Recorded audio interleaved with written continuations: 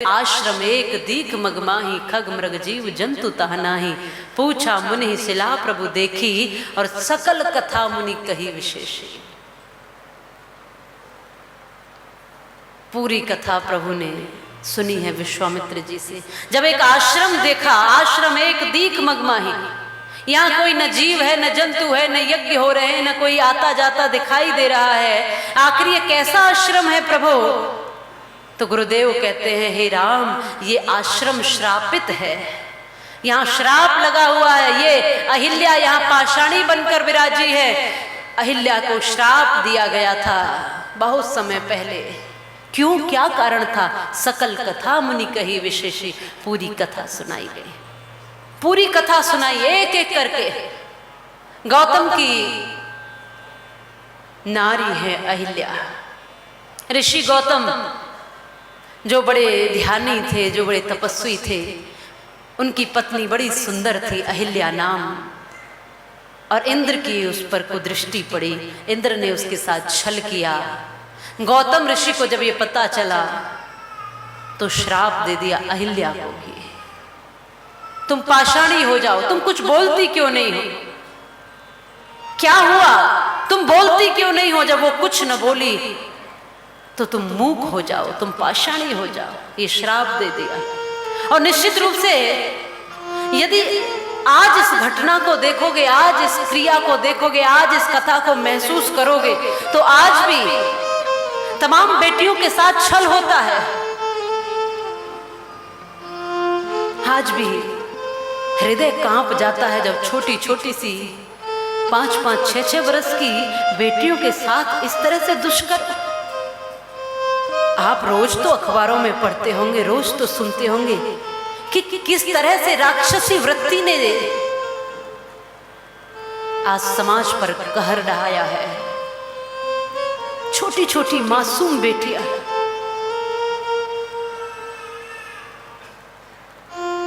आज भी बेटियों के साथ बलात्कार, आज भी बेटियों के साथ इस तरह से व्यवहार। और आश्चर्य की बात तो यह है कि दुनिया भी फिर उस बेटी पर ही उंगली उठाती है। ये वही क्रिया है जो दोहराई जा रही है। यहां श्राप किसको लगा? अहिल्या को। अरे दंड का भागीदार इंद्र है, इंद्र को दंड मिलना चाहिए। अहिल्या की क्या भूल है? उसके साथ तो गलत हुआ है, धोखा हुआ है, छल हुआ है। और वो क्या बोलती जिस बेटी के साथ जब ये घटनाएं होती हैं? भला वो बोल सकती है? वो क्या बताएगी कि मेरे भीतर कितना दर्द है? वो क्या बताए कि मेरे भीतर इस समय क्या है? वो कैसे बताए कि मेरे साथ क्या हुआ है? वो तो मूक ही हो जाएगी। और अहिल्या भी उस समय मूक हो चुकी थी। और जब वो मूक हो गई तो उसको श्राप मिल गया, तुम कुछ बोलती नहीं हो, श्रापित हो जाओ, पाषाणी बन जाओ। अरे आज भी वो बेटी, वो स्त्री पाषाणी ही बन जाती है, कुछ नहीं बोल पाती। समाज उसी पर उंगली उठाता है, तुम ऐसी हो, तुमने, तुम्हारे साथ ऐसा क्यों हुआ? इस समय क्यों गई थी? ऐसा क्या हो गया था? और ये सोचकर, ये देखकर कष्ट होता है। कैसी दृष्टि हो गई है? क्या हैवानियत इतनी आगे बढ़ गई है? जिसको मां कहते हो, जिसकी पूजा करते हो नवरात्रि में, अब नवरात्रे पूरे तुमने पूजन किया, कन्याओं का पूजन, देवी का पूजन, दुर्गा का पूजन, हम सब पूजन करते हैं। और एक तरफ देवियों का पूजन, एक तरफ दो देवियों के साथ ऐसा व्यवहार। एक साथ बेटियों को कन्या कहते हैं, उनका तिलक करते हैं, उनके चरण प्रणाम करते हैं, ये देवियां हैं। और एक तरफ उन्हीं मासूम बेटियों के साथ ऐसा व्यवहार।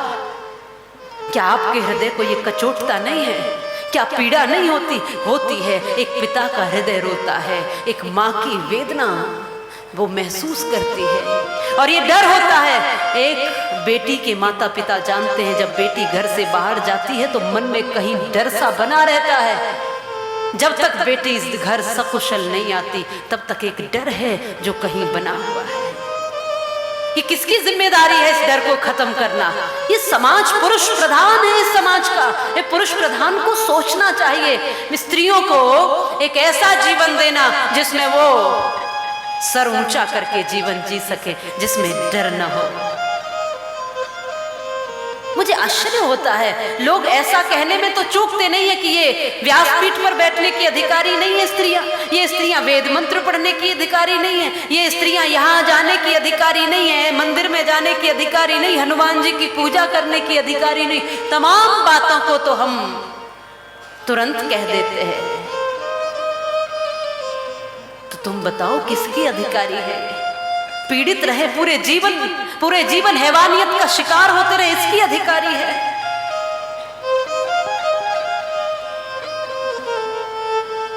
उस मां के प्रति ऐसी भावना है, इस जगत का निर्माण मां से हुआ है। मैं नमन करती हूँ साधुत्व को। महर्षि दयानंद मूर्ति के आगे नहीं झुकते थे, लेकिन 5 वर्ष की बेटी को भी प्रणाम कर देते थे, झुक जाते थे। लोग पूछते थे क्यों झुकते हो, क्या दिखता है इस 5 वर्ष की कन्या के सामने, इस छोटी सी कन्या के सामने क्यों झुक रहे हो? वो कहते थे कि तुम्हें ये छोटी कन्या दिखती है, मुझे तो इसमें जगत जननी मां जगदम्बा दिखती है। ये जगदम्बा का स्वरूप है। और मैं निवेदन करती हूँ, अरे सृजन की ओर लेकर जाओ, सृजन की ओर। और पुरुष प्रधान है समाज का, इसलिए पुरुष प्रधान को आग्रह करती हूँ, जब पिता का आशीर्वाद होता है बेटियां प्रसन्न रहती हैं। आप पिता हैं, आप भाई हैं, आप पुत्र हैं, आप पति भी है। आप उस स्त्री के जो किसी के पति बन जाते हैं, किसी के पिता हैं, किसी के पुत्र हैं, किसी के भाई हैं, आप पर भी ऋण है। जो धागा बांधकर बहन ने ऋण आप पर चढ़ाया है, ऋण है आपके समस्त भाइयों पर ऋण है कि अपनी बहनों की रक्षा करें। हर पिता के लिए जो दुआ की है उस बेटी ने, उस पिता पर भी ये ऋण है कि उस बेटी की सुरक्षा करे। उस पुत्र पर भी ऋण है जिसको पाल पोस करके 9 महीने गर्भ में रख करके बड़ा कर दिया, अब उस मातृशक्ति की ओर आंच न आने दे। ये ऋण है पुरुष प्रधान पर मातृशक्ति की, क्योंकि कोख में रख करके 9 महीने तक इस पुरुष प्रधान को बड़ा किया है इस मां ने। ऐसे बात कहने में थोड़ी सी भी झिझक नहीं होती। लोग कई बार कहते हैं कि ये हनुमान जी की पूजा नहीं कर सकती। मैं कहती हूँ क्यों नहीं कर सकती? बोले ये ब्रह्मचारी है इसलिए नहीं कर सकती। मुझे बड़ा आश्चर्य होता है और मैं उनसे कहती हूँ कि जब इस देश की देवियां ब्रह्मचारियों की पूजा नहीं करेंगी तो क्या व्यभिचारियों की पूजा करेंगी? किसकी पूजा करेंगी? अरे ब्रह्मचारियों की ही तो पूजा की जाती है, श्रेष्ठों की ही तो पूजा की जाती है, जिनके चरित्र आचरण ऊंचे हैं उन्हीं को तो माना जाता है। फिर कहते हैं व्यासपीठ पर नहीं बैठ सकती, वेद मंत्र नहीं पढ़ सकती। अरे शास्त्रों के दृष्टा रही है ये देवियां, वेदों की दृष्टा रही हैं ये देवियां। गार्गी, अपाला, घोषा, मैत्रेयी, पद्मिनी, लक्ष्मीबाई को तुम भूल जाते हो। आज भी एक से एक ऊंचाई पर जा रही हैं ये बेटियां, आज भी अपने कर्तव्य का निर्वहन कर रही, घर परिवार को, समाज को भी देखती हैं, घर को भी संभालती है और अपनी संतानों का सृजन भी करती है। यही मातृशक्ति है।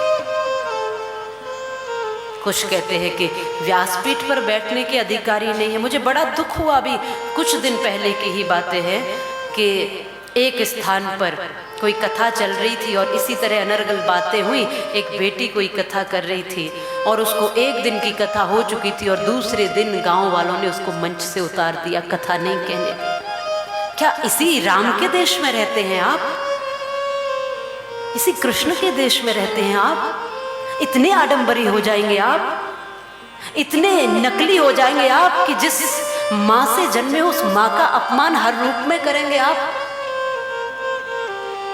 जरा चिंतन तो करिए, किसके कारण ये महिलाएं, ये मातृशक्ति अधिकारी नहीं। अरे ये व्यासपीठ पर कोई व्यक्ति नहीं बिठाता है, ये व्यासपीठ पर प्रभु ने बिठाया हुआ है, ये वो बिठाता है। इसके लायक जो है, जिसका चरित्र श्रेष्ठ है, जिसके विचार श्रेष्ठ है, वही इस पर बैठता है। यहाँ जातियों से नहीं बैठा जाता, यहाँ कुलों से नहीं बैठा जाता। कामी, क्रोधी, लालची, इनसे भक्ति ना होए और भक्ति करे कोई सूर्यमा, जाति वर्ण कुल खोए। किसी जाति वाला यहाँ नहीं बैठता, किसी पंथ वाला, किसी मजहब वाला। अरे ये तो हृदय वाला, भाव वाला, जो भगवान का मत वाला है वही यहाँ बैठ सकता है। इस पीठ को वही सुशोभित कर सकता है। इस पीठ पर वही अधिकारी है जो परमात्मा के चरणों में लीन हो गया है, जो सबको एक दृष्टि से, जो सबके लिए श्रद्धा का भाव रखता है। और रही बात, लोग कहते हैं, आप सब यहाँ विराजे हैं, मैं स्पष्टता से कहती हूँ, ऐसी भ्रांतियाँ यदि कहीं दिखती हैं तो उन भ्रांतियों को दूर करें। लोग कहते हैं ये अपवित्र है, मासिक धर्म के कारण व्यासपीठ पर नहीं बैठ सकती, ऐसा वैसा बहुत सी बातें करते हैं। तो मैं स्पष्ट रूप में कहती हूँ कि जिस मासिक धर्म के द्वारा, जिस रक्त के कारण आप इनको अपवित्र कहते हो, अरे भैया 9 महीने तक एक एक बूंद इकट्ठा करके उस माँ ने आप सबका निर्माण किया है। उसी रक्त से हम सबका निर्माण है, उसी रक्त से पुरुष प्रधान का निर्माण है। जब ये माँ अगर अपवित्र हो सकती है तो पुरुष भी पवित्र नहीं हो सकता है। ये निश्चित समझ लेना। जिससे बने हो, किससे बने हो, तुम्हारे भीतर ये मांस का लोथड़ा, ये जितना भी ये खून है, ये जो हड्डी है, ये जो दिख रहा है, ये सब क्या है? ये माँ के बनाए हुए रक्त के द्वारा एक लोथड़ा है। वही रक्त 9 महीने इकट्ठा करके माँ ने बनाया है। और जब उसी रक्त से हम सबका निर्माण है, जब वो अपवित्र है तो सब अपवित्र है। और यहाँ भक्ति का विषय है, यहाँ शरीर की पवित्रता पवित्रता नहीं, मन की पवित्रता मायने रखती है। और यूं तो ये 9 द्वार जो प्रभु ने बनाए हैं, सबके 9 द्वार हैं, आँख, नाक, कान, मुख, गुदा इत्यादि, सबके कहीं न कहीं जो भी भीतर की गंदगी है वो तो सब इन द्वारों से बाहर अलग अलग रूपों में सबके निकलती है। आप किस ओर जा रहे हो? आप यहाँ भक्ति करने बैठे हो। इसलिए मैं सबको निवेदन करती हूँ, जो अहिल्या के साथ वहाँ हुआ उसको मत दोहराने दीजिए। जो अपमान वहाँ देवी का हुआ, उसको प्रभु श्री राम ने उस अपमान को, वहाँ श्री राम भीतर गए हैं, उस जगह पर गए जहाँ कोई नहीं जाता, और आज अहिल्या को उतारा है प्रभु श्री राम ने। मैं इस प्रक्रिया का खंडन करता हूँ, मैं बदलता हूँ। हे मुनि विश्वामित्र, यहाँ अहिल्या की कोई भूल नहीं है। दंड उसी को मिलना चाहिए जिसकी भूल है। दंड के भागीदार वही होने चाहिए जो गलती करता है। फिर यहाँ ये देखकर दंड नहीं देंगे कि ये स्त्री है कि पुरुष है। यहाँ ताड़का को भगवान ने अपने हाथ से मारा है और यहाँ कोई भूल नहीं है, तो अहिल्या को प्रभु श्री राम ने स्वयं तारा है। और मैंने कल की कथा में कहा था, प्रारंभ में तो एक स्त्री और एक ही पुरुष और स्त्री थे, आधा शरीर पुरुष का, आधा स्त्री का। जिस वेद व्यास जी के द्वारा कथा सुन रहे हैं, जिस वेद व्यास जी ने ये कथा हमें दी है, वो वेद व्यास जी ही कहते हैं प्रारंभ में श्लोक में कि एक ही स्त्री, आदि स्त्री आदि पुरुष, एक ही शरीर बना था। तो हम सब जब मिलकर के, जुड़कर के धर्म को आगे बढ़ाते हैं तो धर्म और भी सुशोभित होता है। एक और एक जब ऊपर और नीचे होते हैं, आगे और पीछे होते हैं, और जब उसको प्लस करते हैं तो 2 बनते हैं, पर एक और एक जब बराबर में हो जाते हैं तो वो 11 बन जाते हैं। उनकी शक्ति कई गुना बढ़ जाती है। इसलिए धर्म को देवियों ने बढ़ाया है, धर्म को देवियों ने संवारा है। तो देवियां अगर धर्म को बढ़ाने के लिए आगे आप सबके साथ हैं तो इसमें बुराई क्या है? अधर्म को संहारती है ये दुर्गा बनकर, और धर्म की रक्षा करती है ये लक्ष्मी बाई बनकर। समाज की एक दृष्टि इस ओर मैं ले जाना चाहती हूं कि भक्त तो बनते हैं पर अधूरी अधूरी भक्ति करते हैं। देवी का पूजन नवरात्रि में करते हैं और देवियों के प्रति इस तरह की बातें करते हैं।